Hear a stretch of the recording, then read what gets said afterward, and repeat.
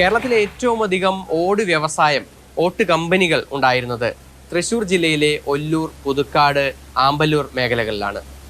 എന്നാൽ ഇപ്പോൾ ഇവിടുത്തെ ഓട്ട് കമ്പനികൾ അതിജീവിക്കാനുള്ള പോരാട്ടത്തിലാണ്.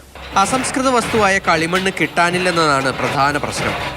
മറ്റ് സംസ്ഥാനങ്ങളിൽ നിന്ന് ലഭിക്കുന്നതാകട്ടെ നിലവാരം കുറഞ്ഞവ.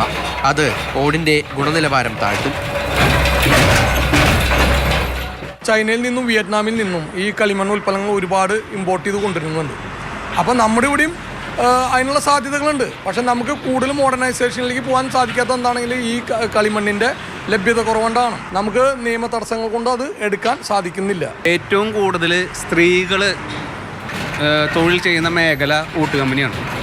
കാരണം ഇത്ര അധികം സ്ത്രീകൾക്ക് ഈ മേഖലയിൽ തന്നെ എത്രയധികം കുടുംബങ്ങളിലെ സ്ത്രീകൾ ജോലിക്ക് പോകുന്നത് ഏറ്റവും കൂടുതലാണ്. അപ്പോൾ ശരിക്കും പറഞ്ഞത് നിലനിന്ന് പോകേണ്ടത് അത്യാവശ്യമാണ്. അസംസ്കൃത വസ്തുക്കളുടെ ലഭ്യതക്കുറവ് ഈ മേഖലയെ പ്രതിസന്ധിയിലാക്കുമ്പോൾ തൊഴിൽ നഷ്ടപ്പെടുന്നത് ഒരുപാട് സ്ത്രീകൾക്കാണ്. മുഖ്യമന്ത്രി അറിയണം, സർക്കാർ അറിയണം ഈ മേഖലയിലെ പ്രതിസന്ധികൾ, പ്രശ്നങ്ങൾ. പ്രാരാബ്ധങ്ങൾ ഏറെയുള്ളവരാണ് കൂടുതലും.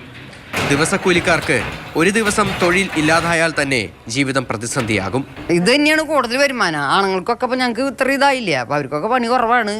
ഇതുമ്പോൾ തന്നെ ജീവിക്കുന്ന ആൾക്കാരാണ് കൂടുതൽ ഭാഗം. ഇപ്പോഴത്തെ പണി എന്ന് പറഞ്ഞാൽ പണി മണ്ണ് കിട്ടാനില്ല, ഗുണം കുറവാണ്. അപ്പം അതുകൊണ്ട് പണി കുറവാണ്, ഞങ്ങൾക്ക് വരുമാനം കുറവാണ്. ഇവിടെ ഉള്ളവരെല്ലാവരും ഒരേ പ്രാരാബ്ദങ്ങളുള്ളവർ തന്നെയാണ്. ഞങ്ങളെല്ലാവരും ഒരുമിച്ച് ജീവിക്കുന്നവർ. ഇവിടെ ഞങ്ങളെ കുടുംബം ഇതാണ്. അല്ലാണ്ട് വീട്ടിൽ വൈകുന്നേരം ഉറങ്ങുള്ളൂ. ഞങ്ങൾ പകൽ മുഴുവൻ ഞങ്ങൾ ഇവിടെയാണ്. അപ്പം ഞങ്ങളുടെ കുടുംബം ഇതാണ്. അപ്പം ഇവിടെ ഞങ്ങൾക്ക് ജോലി ഉണ്ടായാലല്ലേ ഞങ്ങൾക്ക് ജീവിക്കാൻ പറ്റുള്ളൂ. ഓട് ആവശ്യപ്പെട്ടെത്തുന്നവർ കുറേയുണ്ട്. എന്നാൽ നിർമ്മിച്ചു നൽകാൻ എല്ലായ്പ്പോഴും കഴിയുന്നില്ല എന്നുള്ളതാണ് പ്രശ്നം. സർക്കാർ ആലോചിച്ച് നയപരമായി ഒരു തീരുമാനമെടുക്കുകയാണെങ്കിൽ അത് ഒരു തൊഴിൽ മേഖലയെ തന്നെ സംരക്ഷിക്കും. അതാണ് ഇവരും ആവശ്യപ്പെടുന്നത്. Sujeeva ഡാമിക്കൊപ്പം MS Lishoy, Mathrubhumi news, Thrissur.